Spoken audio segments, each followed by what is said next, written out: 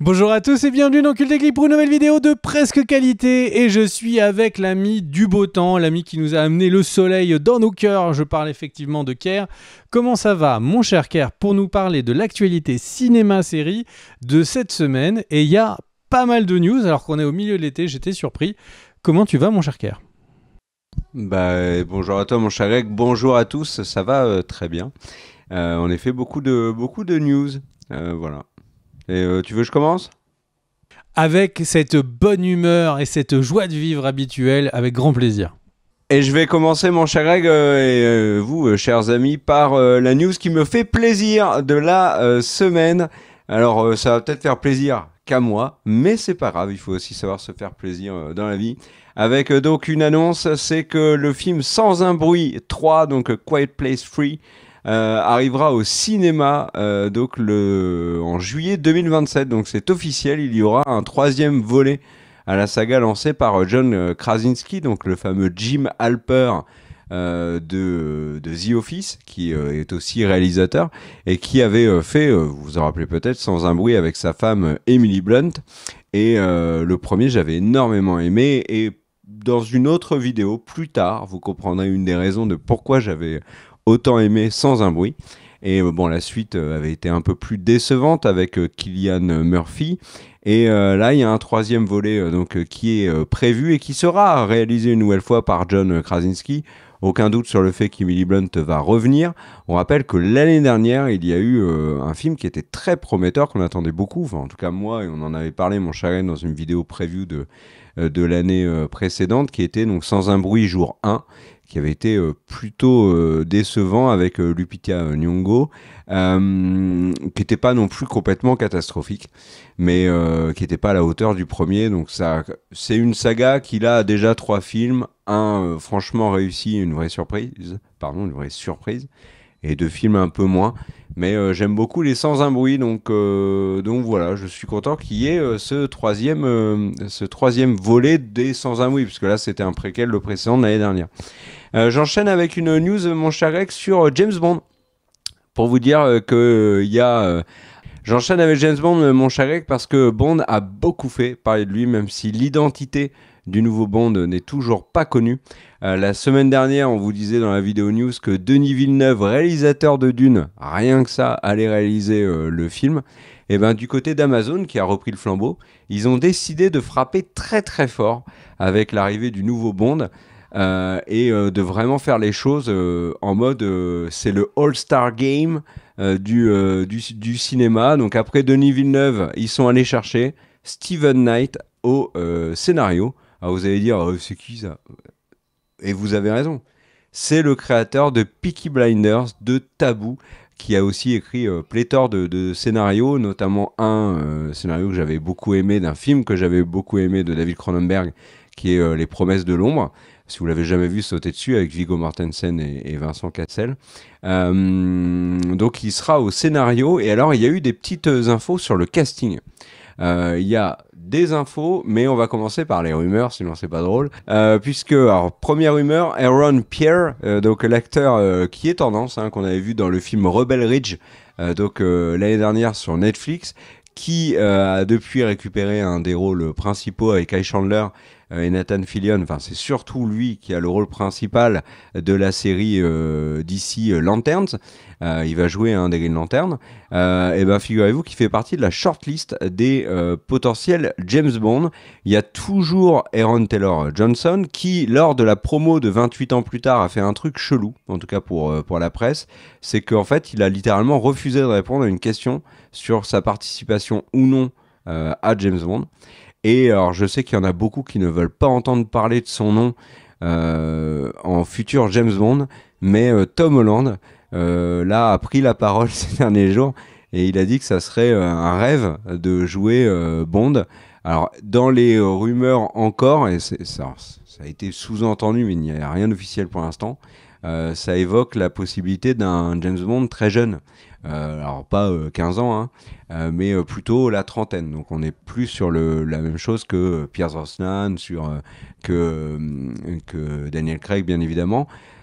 Ça, moi perso, tu me diras ce que tu en penses, mais c'est quelque chose qui me rassure qui me dit rien en fait. Un James Bond trop jeune.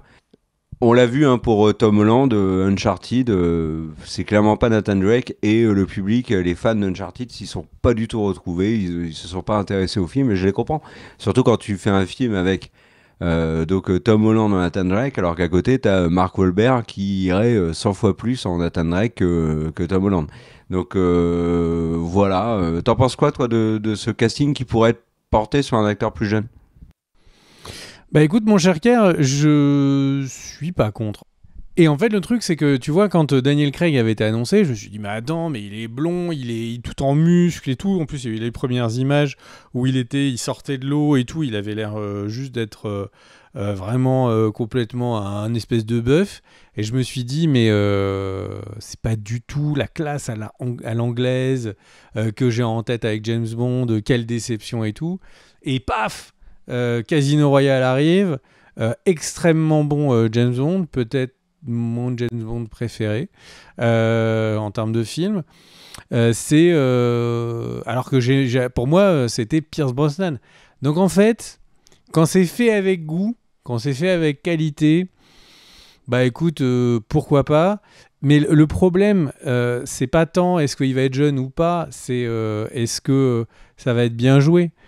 Et bah par exemple Tom Holland, moi c'est juste que pour l'instant, alors j'ai pas vu certains de ses films indépendants, mais pour l'instant Tom Holland, je l'ai toujours vu jouer Tom Holland.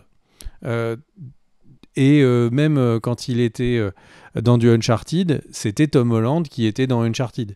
Donc c'est pour ça que je suis très circonspect sur Tom Holland. Mais qu'il soit jeune, qu'il soit vieux, qu'il soit blond, brun, etc. On m'a montré qu'il fallait être ouvert, je le suis.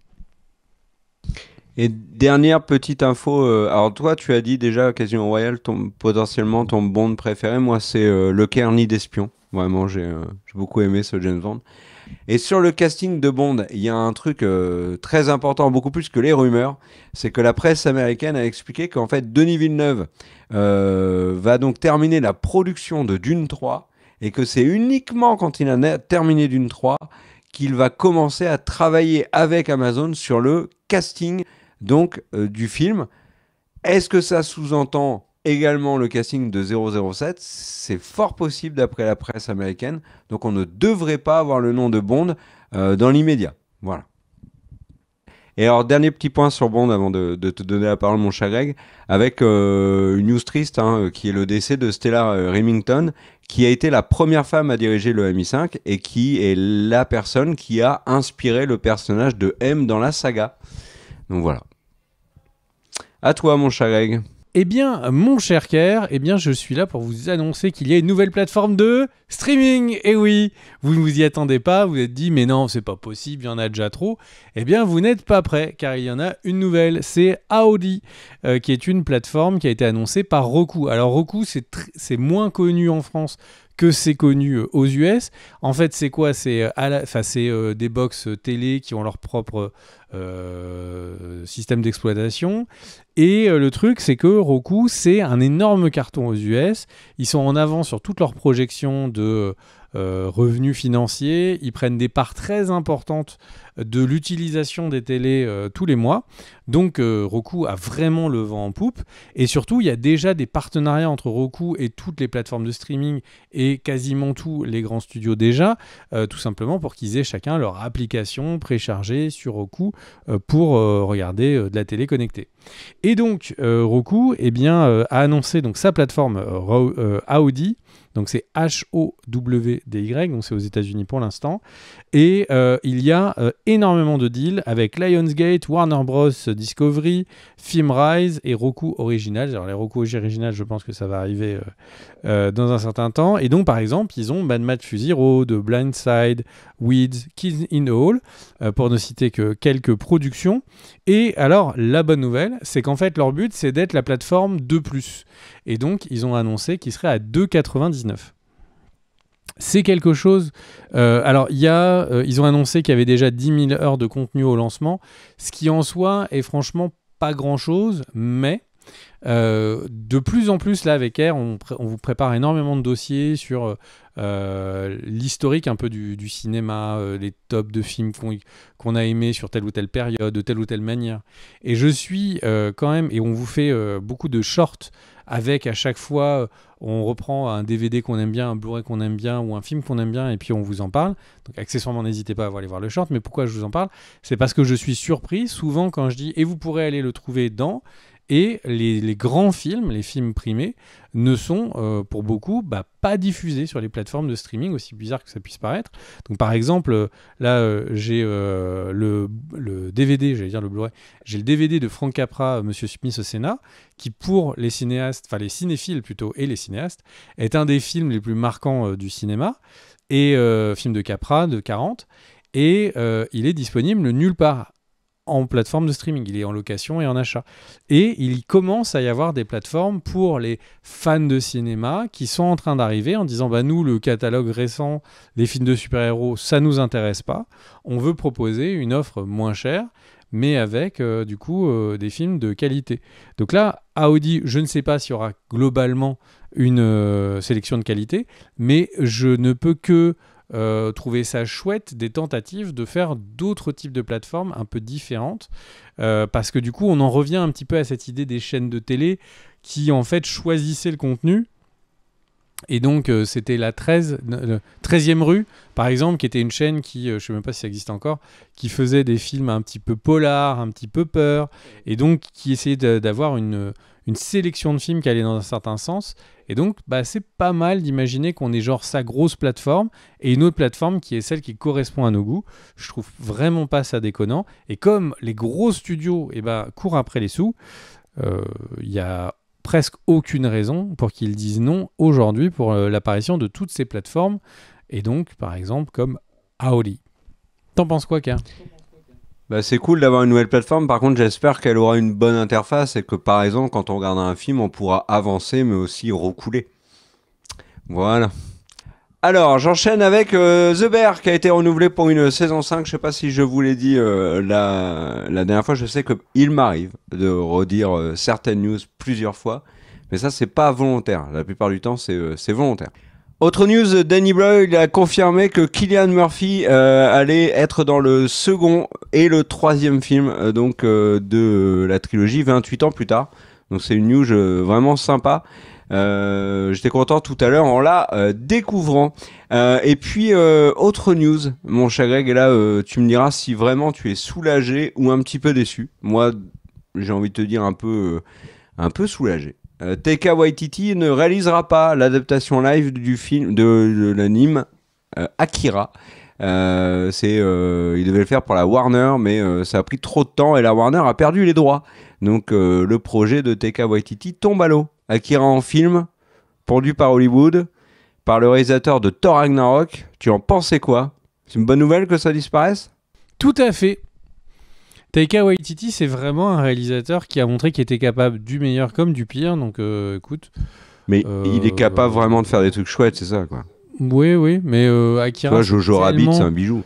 En fait, le truc, c'est que Akira, c'est tellement loin de ce que je pense être l'univers de Taika Waititi que je suis pas choqué que ce soit des univers qui ne se rejoignent pas. À toi, mon cher. Alors, mon cher Kair, nous étions en train de parler des news. Alors, il y a un truc qui est marrant, ça dépend pour qui. Il y a, en fait, si vous ne saviez pas, il y a une chaîne de cinéma qui s'appelle les Apple Cinema, qui est née en 2013. C'est un hommage à Apple Valley Mail, que je ne connais pas. Et en fait, ça a beaucoup grossi. Ils ont maintenant plus d'une centaine de salles ouvertes en 10 ans. Eh bien, ce Apple Cinéma a eu un procès par Apple. On leur dit, qui a dit, mais attendez... Le nom Apple, c'est à moi. Hein. Donc ça va se calmer avec l'ouverture des cinémas. Les pommes n'existaient pas avant. Et du coup, je suis curieux de savoir comment quelqu'un va juger, sachant qu'effectivement, Apple, c'est le nom pomme. C'est pas Xerox ou c'est pas un truc qui est un peu plus spécifique. Donc je ne sais pas où va ce procès. Et je me suis demandé à quel point ça allait avec la politique d'Apple d'acquisition, de fait de promouvoir ses Apple Studios, ses Apple TV+, et les studios Apple de création de contenu, si ça les saoulait d'avoir des cinémas en face. Et je pense que c'est plutôt par rapport à leur velléité à eux de continuer de se développer dans ce genre de service. Mais écoutez, on verra. Il y a Paramount et Skydance. Ça reste quand même un gros pépin pour ceux qui sont poursuivis par Apple. Très bien.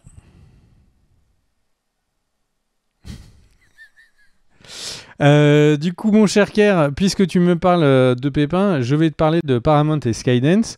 Du coup, les deux fusionnent, vous le savez. Alors, il y a deux trucs marrants. Donc, ils sont en train d'annoncer la nouvelle réorganisation.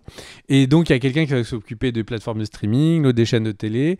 Et il y a quelqu'un qui s'occupe des chaînes de télé, l'autre qui s'occupe de tout ce qui est fort sur les plateformes de streaming, comme je viens de le dire.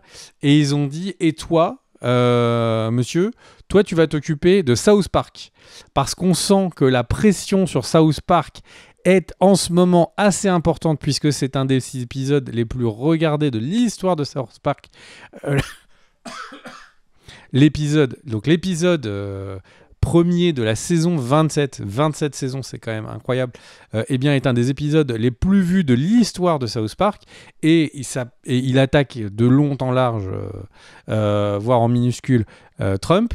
Et le truc, c'est que, voire même en micro, et du coup, c'est pour ça que on sent que les gens qui vont devoir faire le bouclier entre les créateurs de South Park et du coup le monde politique, je pense que je souhaite vraiment bon courage à toi. J'espère que ceux qui vont mourir te saluent, mais là franchement c'est l'homme paratonnerre qu'ils ont élu. Donc au final, qu'est-ce que je voulais vous dire avec cette fusion, puisqu'on était au courant, et donc ils ont le nouveau management qui a été annoncé. Qu'est-ce qui est à retenir ? Bon, il y a pas mal de gens qui viennent de Paramount et de Skydance. Jusque-là, il n'y a pas de surprise. Mais ce qui est assez étonnant, c'est qu'il y a pas mal de gens qui sont des anciens de Netflix, qui ont été récupérés. Il y a du CBS, évidemment. Il y a du Redbird Capital. Donc, il y a des gens qui étaient des purs financiers qui vont prendre la tête financière. Il y a ensuite des anciens de Amazon Entertainment. Alors là, et c'est pour les ressources humaines. Donc je ne sais pas à quel point on peut se fier à Amazon Entertainment. Mais écoutez, ils ont chopé la personne. Et on a des anciens de Paramount qui vont superviser toute la création cinématographique. Donc c'est Dana Goldberg. Et on a également un autre coprésident de toute des studios et qui va être notamment responsable des plateformes, et c'est du coup Josh Greenstein, qui est un ancien de Motion Picture Group chez Sony. Donc grosso modo, on remixe les gens de Paramount et Skydance, on va récupérer à droite et à gauche des anciens de plusieurs gros studios, et on essaye de faire un nouveau line-up, une nouvelle équipe. On verra ce qu'ils font. Ils commencent très mal en pliant tout de suite suite aux demandes politiques et tout, donc ils vont avoir ils partent avec un capital image qui est proche du zéro aux États-Unis, surtout que là quasiment tous les jours de la semaine il y a des personnes qui les prend en cible pour avoir plié. Donc il y a énormément de monologues, de Daily Show, etc. qui sont autour d'eux. Donc j'ai envie de dire, ils sont là, ils peuvent que aller plus haut. J'espère que ce sera le cas.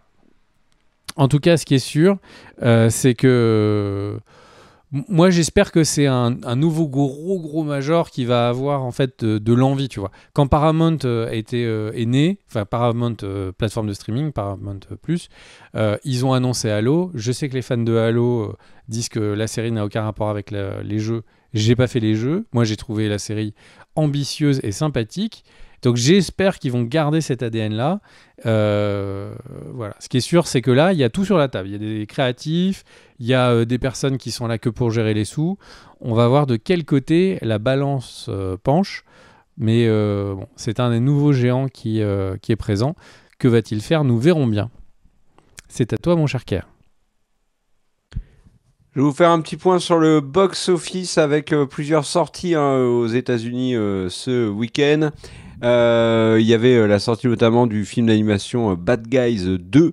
Il y avait la sortie de The Naked Gun avec Liam Neeson et Pamela Anderson. Donc, y a-t-il un flic pour sauver l'humanité? Si j'ai pas de bêtises. Et il y avait aussi la sortie du film que moi j'attends énormément, film indé de Néon, qui a d'excellentes critiques, qui s'appelle Together avec Dave Franco et sa compagne Alison Brie. Le film a l'air génial et au vu de ce que disent les critiques, ça ne fait que me motiver davantage. Mais tous ces films ont été battus par les 4 fantastiques First Tape, qui a réussi à conserver la tête du classement, c'est pas une surprise, pour sa deuxième semaine, avec donc il a récolté 38 millions de dollars, une chute quand même importante de 67% par rapport à son premier week-end. On est dans la moyenne basse, globalement. Au niveau des descentes, il y a eu une espèce d'effervescence sur les réseaux sociaux, sur les chiffres qui ont été donnés sur les séances de vendredi dernier, puisqu'en fait il a perdu 80% par rapport au vendredi d'avant, ce qui en soi n'est pas si étonnant que ça, puisqu'en fait les 4 Fantastiques étant un Marvel, comme pour les DC, comme pour les Star Wars, les vrais fans se ruent en fait sur les séances du jour de sortie. Donc en France c'est le mercredi, aux US ça va être le jeudi soir et le vendredi. La deuxième semaine, forcément, il y avait déjà beaucoup moins de séances sur les 4 Fantastiques que la semaine d'avant. Et puis, les fans avaient déjà vu le film. Donc là, on est rentré plus sur une exploitation, on va dire, plus classique du film. Il a quand même perdu beaucoup, mais il y a des films qui ont fait pire. BVS avait fait 69%, Ant-Man 69%. Il y a des films qui ont fait plus de 70% de baisse. Donc voilà... le bouche à oreille n'a pas l'air folichon tout de même. Donc on est là pour l'instant aux États-Unis pour les 4 Fantastiques au moment où je vous parle à un peu moins de 200 millions de dollars récoltés. Dans le monde, il est à 370 millions de dollars. C'est une confirmation que comme Superman, il ne fonctionne pas à l'international. Et on avait expliqué, Superman et les 4 Fantastiques ne sont pas des licences qui ont du succès historiquement en dehors des États-Unis. Donc voilà pour... du succès, tout est relatif, beaucoup de succès. C'est pas Batman ou Avengers. Donc voilà pour les 4 Fantastiques. Voilà pour Superman maintenant. Superman est 4e avec plus de 300 millions de dollars aux US, un peu plus de 550 millions au total. Donc voilà un point sur F1 qui a dépassé les 550 millions également et qui de fait est devenu le plus gros succès d'Apple et aussi de Brad Pitt puisque ça a détrôné World War Z. Et puisque globalement, alors sur F1, il y a beaucoup de doutes, et même sur les autres, sur la véracité du montant affirmé sur le budget. Sachez que ça, on ne saura pas le fin mot de l'histoire avant la fin de l'année fiscale et l'apparition donc, des vrais comptes et des vrais chiffres. Mais globalement, si les films comme F1, Superman, Les 4 Fantastiques, pour l'instant, ne sont pas rentables en salle. Par exemple, F1, alors la presse fait une fourchette haute, une fourchette basse, mais il devrait faire entre 750 et 600 millions pour être rentable. À voir. Donc voilà. Du côté de Jurassic World, il a dépassé les 700 millions de dollars et devrait s'arrêter aux environs de 800 millions de dollars. On est très loin de ce qu'avait fait Jurassic World.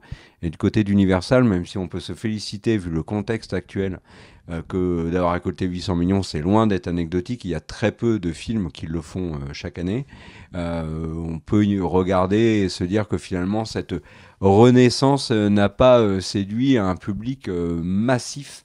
Donc on est quand même loin de ce qu'avait habitué la franchise phare d'Universal avec Fast and Furious au moment donc de la sortie de Jurassic World. On peut même faire un parallèle. Alors la descente est un peu plus rude pour la saga Fast and Furious, mais les 2 grosses franchises d'Universal rapportent moins qu'avant. Tout rapporte moins qu'avant avant le Covid, bien évidemment. Dans la promo de The Naked Gun, donc Liam Neeson, alors Naked Gun, parlons-en, je ne l'ai pas dit. Emballement de la presse. Les critiques sont très très bonnes, les critiques publiques sont excellentes aussi. Il y a un vrai plaisir affirmé de retrouver ce genre de film. Greg, je sais que toi c'est ton cas aussi. Moi c'est pareil, on a envie de le voir, ça a l'air très cool. J'ai hyper hâte. Le truc c'est que... De comment ? Je dis j'ai hyper hâte. J'ai même dit à Kerr, moi... on fait une vidéo cette semaine. Le mercredi, on book tout et tout. On organise un record pour que ce soit après le film. On fait ça jeudi. Et Kerr me dit, mais c'est la semaine prochaine. J'étais déçu. Et du coup, je me suis dit, bon, bah, c'est au milieu du moment où je suis pas là, mais on va trouver une solution. En fait, les comédies ont vraiment disparu d'Hollywood depuis plusieurs années. Il y a eu une tentative de retour avec un film qui a été censé porter sur ses épaules tout ce que Hollywood allait faire en nouvelle comédie ou pas. Et il y avait Jennifer Lawrence qui avait tourné dans Hard Feelings, qui était censée être la comédie qui était sans limite et qui reportait ce renouveau d'Hollywood. Et c'est vraiment vite fait une comédie. Il y a peu de vannes dedans et j'ai juste hâte de retrouver. Enfin, on a l'impression que là, dans ce que Hollywood, les plateformes de streaming nous proposent, il y a les comédies spéciales avec du coup... le dernier de votre humoriste préféré et les films c'est fini. Donc j'ai hâte de retrouver de très bonnes comédies au cinéma. C'est aussi une émotion agréable que le rire. Enfin bon, voilà. Ouais, mais le rire ne fait pas recette puisque Naked Gun a démarré avec 16 millions de dollars aux US. Et alors il y a un immense paradoxe à ça, c'est que ils sont contents. Et c'est une des comédies qui a fait le meilleur démarrage de la décennie. Donc on parlait, voilà, Greg disait il n'y a plus de comédie, mais il y a aussi plus vraiment de public en salle pour aller voir les comédies, mais on en parlera très probablement dans une autre vidéo. Et t'as une idée un peu du budget parce qu'effectivement, j'ai entendu les créateurs se féliciter. Alors de 16 à 17 millions sont annoncés du coup sur ce premier week-end. Et j'étais surpris parce qu'effectivement, c'est pas les 4 Fantastiques, mais ils ont peut-être pas les ambitions d'aller chercher un 4 Fantastiques. Est-ce que tu as plus d'infos sur le budget par exemple ? Le film va être rentable, le film n'a pas coûté grand-chose, donc c'est pas le problème. Moi, ce qui reste étonnant, c'est comment est-ce qu'en France, une très grosse comédie portée par Clavier, Bourdon et compagnie va taper des 10 millions d'entrées, donc être très clairement dans les plus gros succès de l'année, ou ce qu'on a vu l'année dernière avec un petit truc en plus, hein, et aux US, par contre, on n'a pas ce genre de cas-là. Donc, Barbie était quand même très différent. C'est pas dans la même veine. Donc voilà. Mais ils sont contents. Et alors, Liam Neeson est allé dans des cinémas de Los Angeles pour faire coucou dans les premières séances. Quand les acteurs font ça, je trouve ça très chouette. Et dans une des séances, il est arrivé donc il a pris la parole. Et il a dit je vous préviens, dans ce film, il n'y a pas de zombies, il n'y a pas de super-héros et il n'y a pas non plus Pedro Pascal. Et en fait, moi, ça fait écho au fait que en fait, tout le monde dit qu'il y a Pedro Pascal dans tous les films actuellement. Donc voilà.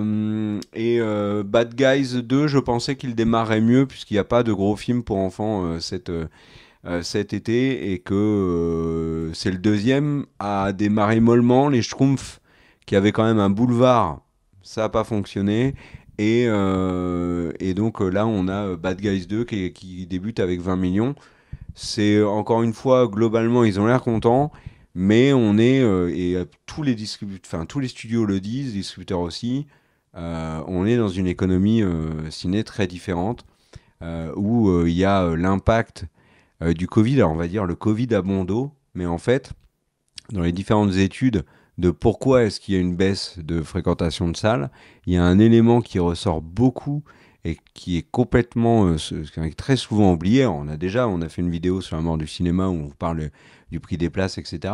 Mais il y a aussi le fait qu'avec le Covid, il y a, et ça ne concerne pas que le cinéma, ça concerne aussi la culture, ça concerne certaines sorties sportives comme la piscine, etc., la restauration et tout. C'est que il y a eu une perte de l'habitude d'aller au cinéma. Et le fait aussi il y a beaucoup d'études qui montrent que les gens ont tendance à être un peu plus casaniers depuis ce qui s'est passé en 2020-2021. Donc il va y falloir reconstruire tout ça progressivement. Et si les prix en Si plus je peux sont réagir un peu complètement sur ça, dingues, plus les VOD, enfin voilà. Alors, si je peux réagir un peu sur ça, les études quand ciblent plus précisément les moins de 26 ans et d'une différence importante de génération avec les moins de 26 ans qui passent plus de temps de leur temps libre sur les réseaux sociaux, qui a vraiment grignoté le temps libre. Et du coup, ça crée une réduction du temps au cinéma. Là, effectivement, attention, on parle de grandes moyennes et d'études de population, pas de une personne par-ci par-là.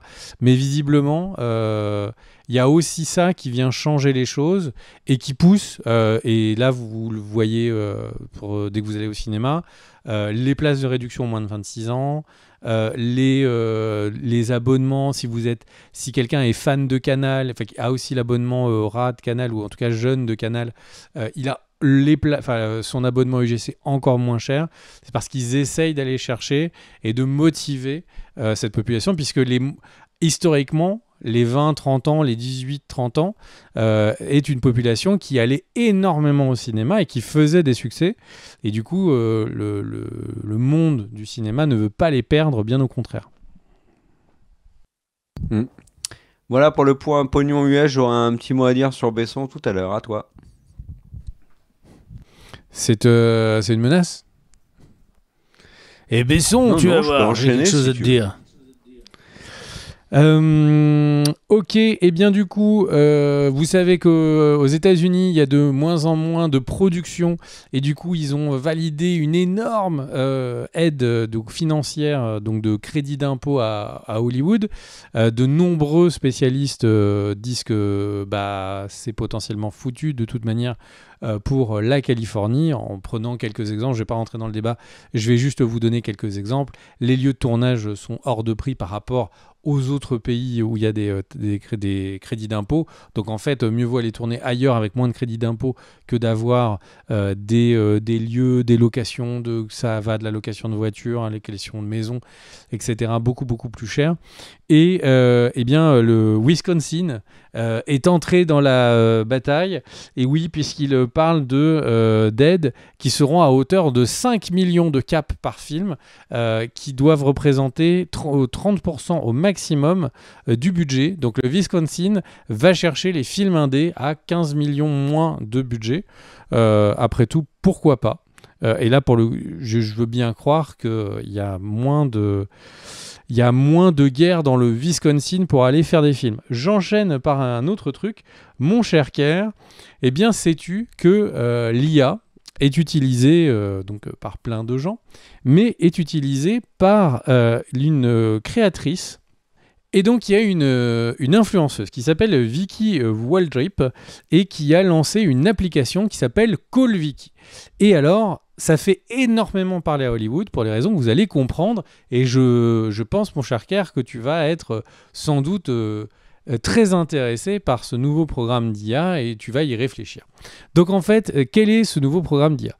Elle a en fait utilisé donc l'IA pour reproduire sa voix, son rythme de parole, ses émotions, qui ont été créées à partir d'une énorme quantité de vidéos qu'elle a en tant qu'influenceuse.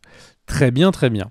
Et du coup, ça sert à quoi ? Eh bien, il suffit de payer un petit abonnement et ça va vous permettre de parler à Vicky et d'avoir une discussion sur la durée. Et oui, alors si vous n'avez pas vu le film Her et que vous n'avez pas encore la ref, donc effectivement, dans le monde de la science-fiction, il y a eu des dérives avec du coup des personnes qui pensaient qu'une IA était leur petite amie. Et donc là, c'est concrètement, alors je ne sais pas si elle avait en but de se dire je vais avoir des milliers de personnes qui vont être je ne sais même pas comment on peut dire, relations par proxy d'IA.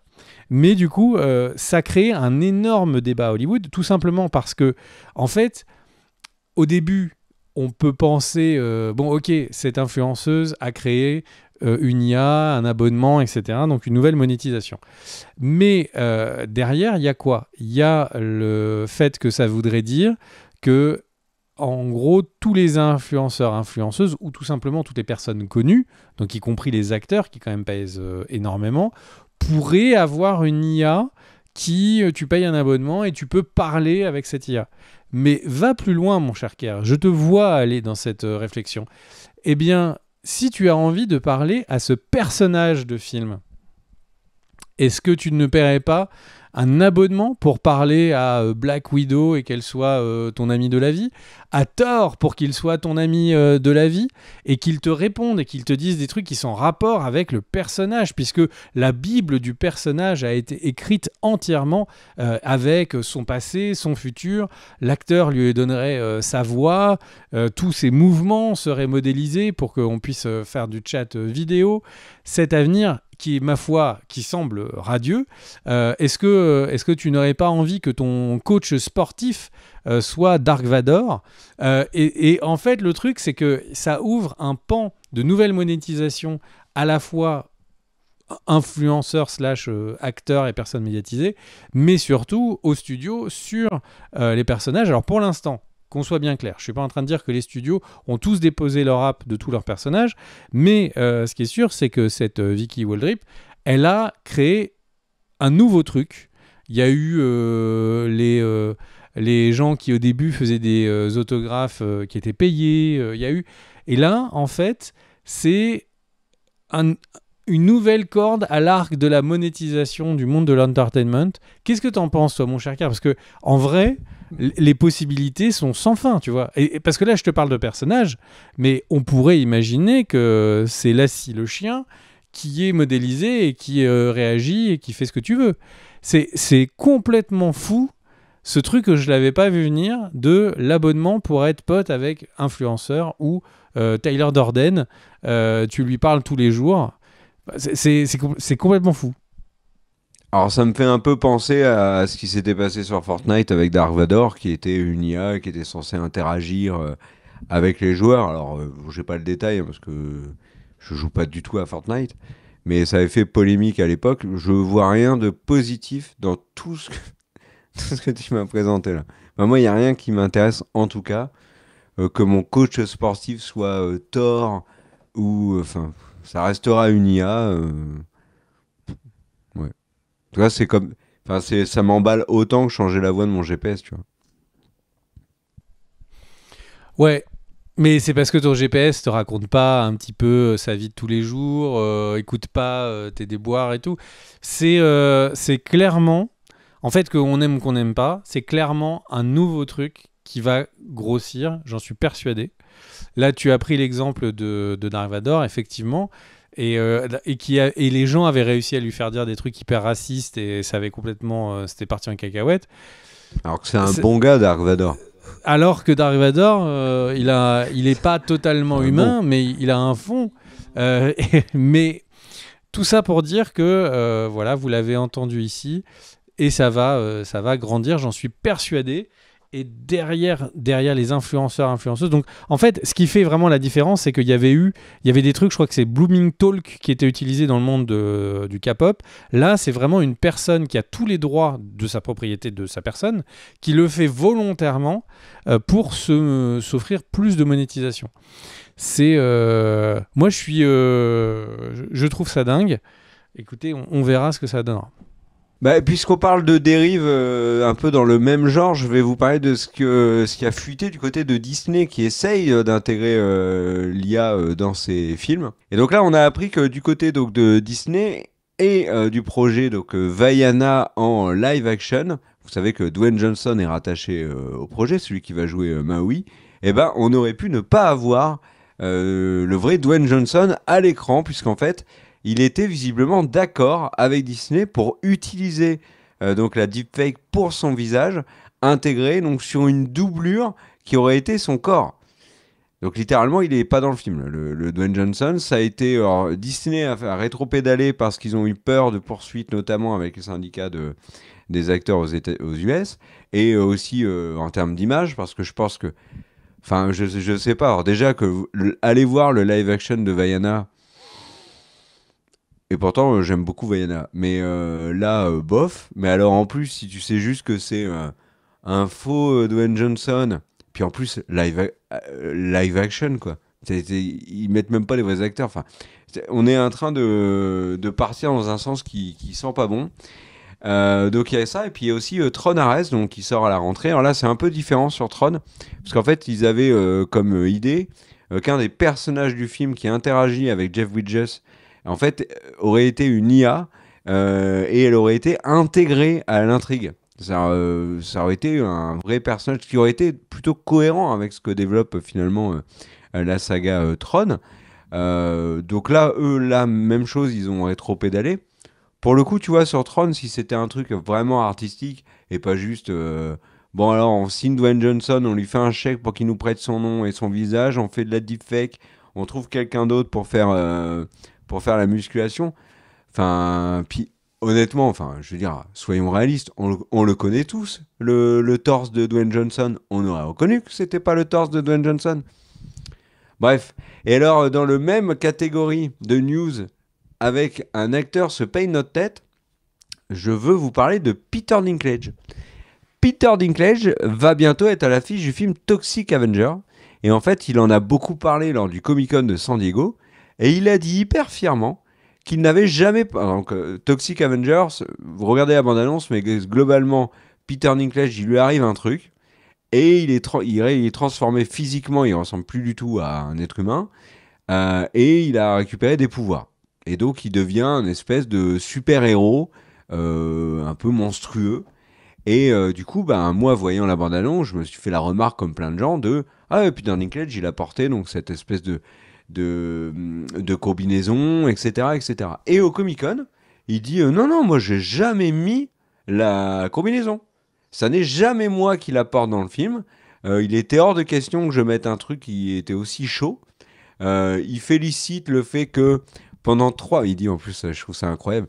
Il félicite que donc sa doubleuse, qui s'appelle Luisa Guerrero, a porté pendant 3 mois le costume sous 38 degrés. Et tout fier, il dit non, moi j'ai fait le début du tournage quand on me voit. Donc il dit j'ai fait un peu de répète, un peu de début de tournage, ensuite j'ai fait le doublage, et puis basta. Ça m'a plus du tout donné envie d'aller voir le film. Alors vous allez me dire, ça arrive dans d'autres trucs, hein. Dans Mando, on sait très bien que c'est pas toujours Pedro Pascal qui est sous le masque, on le sait. Il y a aussi quand même des moments où Pedro Pascal l'a quand même porté. On a vu dans les making-of, il y a des moments où quand il enlève son masque, c'est forcément lui.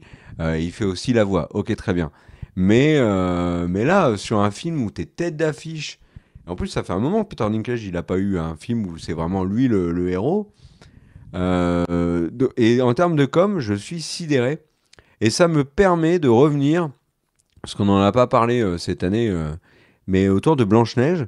Et rappelez-vous de la demande, alors qu'on pouvait trouver légitime, de Peter Dinklage quand Disney a annoncé qu'ils allaient recruter des nains sur Blanche-Neige. Le truc, c'est que Peter Dinklage avait dit, une sortie qui est restée célèbre, qu'avec tout ce qu'il avait fait pour Hollywood, il trouvait ça dommage que des personnes de petite taille soient recrutées pour jouer des personnes de petite taille. Déjà, moi, ça m'avait un peu étonné. Donc, il reprochait à Disney finalement de conserver les nains de Blanche-Neige. Disney avait dit, bah non, mais nous, tous les problèmes autour de Blanche-Neige, Disney a trouvé une solution. Et là, sur les nains, ils les ont fait du coup c'est des effets spéciaux, quoi. Il n'y a aucun acteur de petite taille qui a été pris. Ils en ont mis un dans le film, qui a un grand rôle d'ailleurs.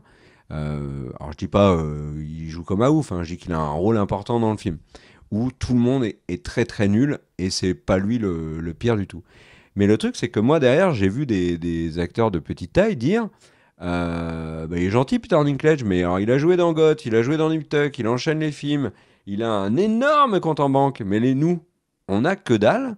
Et en faisant ça, il a fait perdre potentiellement un boulot à plusieurs personnes de petite taille qui auraient été très heureux de jouer dans un Disney, de peut-être voir leur carrière exploser, et puis récupérer des sous, quoi. Donc ça fait plusieurs moves où je ne comprends pas Tyrion Lannister. T'en penses quoi, toi, de ça, mon cher? Ça te dérange, là, le fait qu'on sache que c'est pas lui du tout dans le film Bah, en fait, le sujet, c'est que du coup, le nom de la personne, de l'actrice, parce que c'est une demoiselle qui a porté les prosthétiques, en fait, devrait être presque aussi grand que lui Et elle l'est pas du tout. lors de l'annonce du rôle, en fait. Puisqu'elle a plus joué le rôle que lui. Il a fait... il aura sans doute l'introduction où il est normal, et après, le moment où... et après, il aura que les voix off, mais... Il est tu vois, il y a juste un sujet ne serait-ce qu'à ce niveau-là, quoi. C'est pas une cascadeuse, elle a joué le rôle sur potentiellement ce qui va être 90% du film. Oui, mais c'est sa doublure en fait, c'est sa doublure cascade et c'est aussi sa doublure tout court dans le film.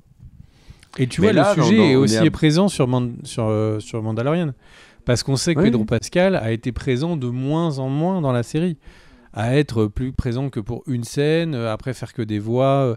Et c'est vrai que c'est dommage, parce que pourquoi j'aimerais bien que l'acteur incarne vraiment le personnage du début à la fin. Je comprends le choix artistique et le choix de production, parce qu'ils avaient sans doute pas Pedro Pascal tout court autant de temps. Mais je suis quand même, je préfère quand un acteur va faire tout le rôle. Ça me paraît plus logique et ça permet souvent de mieux s'accrocher au personnage, quoi. Mais là, c'est vrai que Peter Dinklage, j'ai vu l'interview, il dit d'habitude je suis contrôle fric, hein, mais alors là il faisait trop chaud, il faisait 100 degrés Fahrenheit, alors là je suis ok pour que j'ai pas de contrôle, et merci à elle, hein. C'est vraiment trop chelou, quoi, pour un rôle qu'il réussit à obtenir. Ouais, et sur le fait de, par exemple, sur ce que je disais sur Dwayne Johnson, moi, un film où je sais que c'est pas l'acteur et que c'est du deepfake, je lâche l'affaire complètement. Mais vraiment, ça m'intéresse plus du tout. Et le jour où on part complètement là-dedans, j'irai voir ailleurs si j'y suis. Si tu te souviens, on avait évoqué lors de la vidéo sur le deepfake, donc une des premières vidéos sur l'IA qu'on a fait sur la chaîne, le fait qu'il y avait une possibilité que les acteurs deviennent des franchises et que du coup on prenne de nouveaux acteurs à la mort par exemple de Harrison Ford, qu'on prenne d'autres acteurs pour jouer Harrison Ford, puisqu'il avait en plus validé le fait que son visage allait être entièrement scanné pour le dernier Indiana Jones. Et donc, du coup, qu'est-ce qui empêcherait d'avoir un nouvel acteur qui joue Harrison Ford, qui joue Indiana Jones pour les décennies qui viennent? En fait, techniquement, plus rien. À la mort des acteurs, vraiment plus rien. Ou quand ils sont trop vieux, c'est pas Harrison Ford. Mais oui, mais en fait, l'acteur devient à Hollywood, qui aime bien les franchises, les acteurs deviennent des franchises. C'est parfait. Méfions-nous, hein, parce qu'il y a un élément qu'Hollywood et Disney ne prend pas en compte, c'est que si Hollywood aime bien les franchises et puis aime bien l'IA, etc., c'est pas du tout que le public suive. Hein. Et puis quand ils vont se vautrer à gogo sur des projets, là ils prennent un énorme risque sur Vaiana. Imaginons, le film va au bout, ils font la promo avec Dwayne Johnson, et on sait tous que c'est pas lui dans le film parce que deepfake, parce que doublure pectoraux et compagnie. Enfin, désolé. Moi, là, tu vois, je suis en train de regarder Chief of War avec Jason Momoa. Il est physiquement extrêmement impressionnant dans la série. Ok ? Il a un rôle énorme sur la série. Mais si j'apprends qu'en fait, c'est juste pas lui, mais du coup, le côté très impressionnant de Momoa sur Chief of War, que je vous conseille de regarder d'ailleurs, cette série a un énorme potentiel pour marquer les esprits. Et le truc, c'est que si j'apprends que c'est pas lui, je lâche l'affaire. Non, mais en plus, quand je t'en ai parlé, alors ça, c'est un off, mais Greg me vanne comme il me vanne là, et il me dit de toute façon, Momoa, c'est gros muscles et tout. Je m'en fous, hein, les gros muscles de Momoa. J'aimerais bien avoir les mêmes, mais c'est tout. Hein. Et le truc, c'est qu'en fait, ça me fait marrer parce que ceux qui ont vu la série, du coup, savent que dans le pilote, Jason Momoa se balade le cul à l'air pendant la moitié. Donc, mais il n'y a pas que lui, hein. C'est vraiment. Mais non, mais c'est comme ça qu'ils étaient fringués à Hawaï à l'époque. Donc, mais regardez cette série, énorme ambition et un vrai savoir-faire dessus, hein, sur cette série. Ouais. J'espère que c'est mieux que le premier épisode que j'ai trouvé franchement ennuyant de ouf. Mais effectivement, c'est marrant de voir tout le monde comme ça, habillé comme ça. Tu t'es ennuyé sur le premier épisode de Chief of War? Ah ouais, de fou. Mais c'était... après, voilà, il y a sans doute un choc culturel qui s'installe. Mais passer le choc culturel, c'était le choc de... après, c'est mes origines hawaïennes. Là, ça me parle beaucoup. Bien sûr. Entre la Picardie et Hawaï, c'est connu que les passerelles, c'est des régions jumelées, comme on dit. C'est au large, hein. On est sur la côte Picarde, on voit Hawaï sans trop de difficultés. Hein. À toi, passons à la suite. Petite news, on vous l'avait pas couvert les dernières semaines. Il y a eu Punisher, les photos du tournage ont commencé à être dévoilées, à fuiter déjà, mais à être dévoilées tout court aussi. J'enchaîne, je vous ai parlé d'Apple et de ses services de streaming. Eh bien, sachez que comme c'est une société en bourse, elle est obligée de dire un petit peu ce qui se passe avec les différentes plateformes. Et son chiffre d'affaires fait plus 10% par rapport à 2024, mais donc ils font 94,04 milliards de dollars de revenus sur l'année. Bon, c'est en soi une somme. Mais du coup, sur la partie service, donc Apple TV, musique, arcade, etc., on est à 27,4 milliards cette année, soit 13% d'augmentation. Ce qui veut dire que et par rapport à, juste que vous ayez une idée, c'est le même pourcentage d'augmentation de revenus sur les iPhones. Donc en fait, le service représente quasiment un tiers, un peu moins d'un tiers, du résultat de du coup Apple, ce qui est très surprenant, ma foi, et surtout qui laisse à penser qu'Apple, qui ne veut pas devenir que les vendeurs d'iPhone, eh bien, vont continuer à investir énormément sur leur service.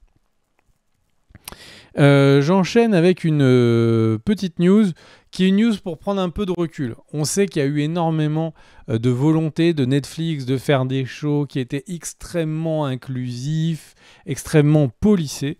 Eh bien, sachez qu'il y a Emi Takahara, qui était donc l'ancienne directrice des acquisitions et des commissions de contenu enfants et familles chez Netflix, qui les attaque pour tout simplement discrimination de genre et harcèlement sexuel. Alors, c'est vrai, c'est faux, je n'en sais rien, il faut que la justice... Mais elle a déjà, du coup, parlé énormément des propos qui seraient tenus, donc je mets des pincettes puisque c'est un procès et qui n'est pas encore jugé, mais visiblement... Quand elle décrit l'interne de Netflix, en fait, c'est tout ce qu'on peut imaginer d'un gros major. Il ne parle que de sous, d'inclusion quand c'est utile pour la promotion. Et j'ai envie de dire, pourquoi je parlais de cette news pour prendre du recul. Encore une fois, c'est un jugement qui n'a pas eu lieu, donc il faut prendre ça avec des pincettes. Mais si ça s'avère être vrai, en fait, ça veut confirmer pour la 1000e fois que, en gros, tous ces studios n'ont qu'un seul but, c'est de faire des sous. Et une fois qu'on est parti de ce constat-là, est-ce que la promotion cette année qu'elle vend en poupe, c'est l'inclusion ou pas? Est-ce que c'est l'écologie ou pas? Est-ce que c'est la production dans un pays de dire on a beaucoup investi en France ou pas? Donc, il faut faire, vraiment, il faut rester simple. Je sais qu'il y avait un discours très passionné sur l'inclusion et forcé. Ce n'est que du marketing. Voilà. On verra où le procès va. Mais pour l'instant, en tout cas, ça semble assez... Ça peut sembler cohérent d'imaginer qu'effectivement, les streamers, les studios ont surtout en tête les billets verts plutôt qu'autre chose. Mais on verra, je prends tout ça avec des pincettes, prenez-les aussi, on verra au bout de ce jugement. Je ne sais pas si ça te fait réagir, mon cher Kerr.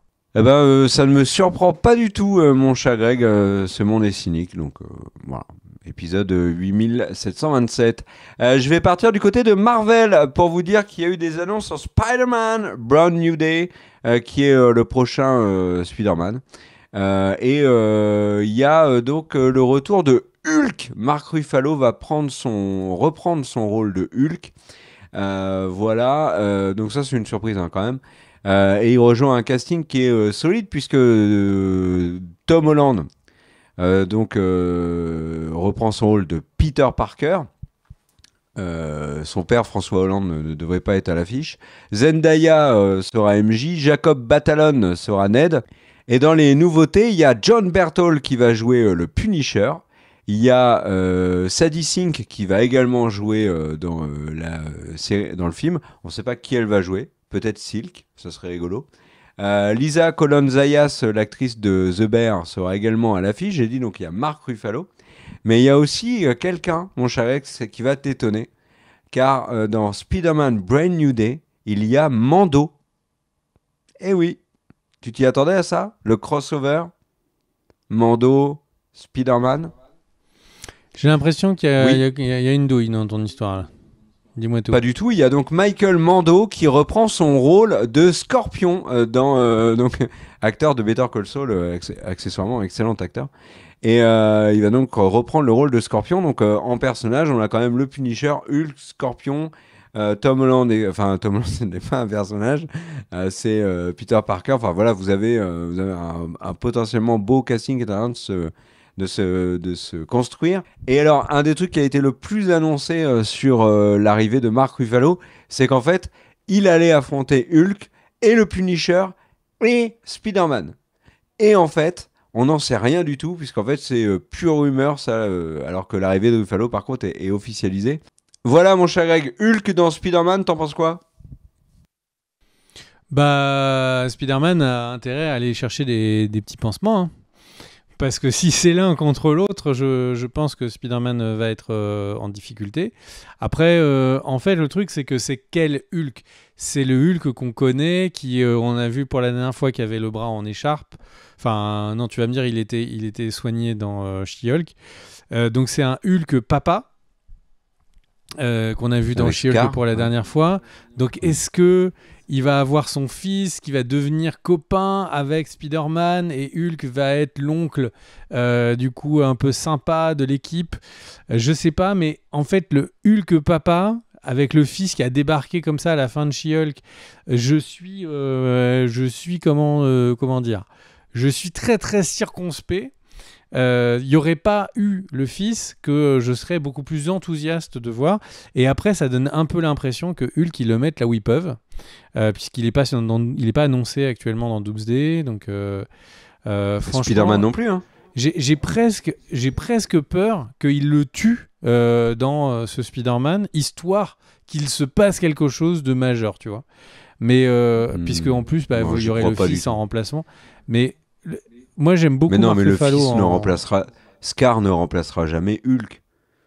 Il y a pas de Il y a scénario où quelques ça. En temps, plus, on aurait dit Iron Man ne mourra pas et Captain Oui. America restera sans place. Mais bon, le là, truc, c'est que ils ont je toujours pas n'espère fait pas. Planète Hulk. Il est Je pas dans, n'espère il pas. va être dans Secret War. Mark Ruffalo a encore plein de trucs à nous montrer. En plus, il est pas non plus du côté des vieux du rôle. Et donc, j'espère juste que ça se passe bien. J'ai vraiment peur que ce soit un body movie entre deux teenagers et Hulk derrière qui conduit la voiture. Mais on va voir à quoi ça ressemble. Bah après, s'ils sont dans une voiture, tout se déroule dans les rues de New York. C'est un film plutôt sur les gangs. D'ailleurs, je le redis, hein, mais pour l'instant, il n'a pas été casté, mais vraiment tous les indices laissent à penser que le méchant de ce film, c'est Mister Négative. Voilà.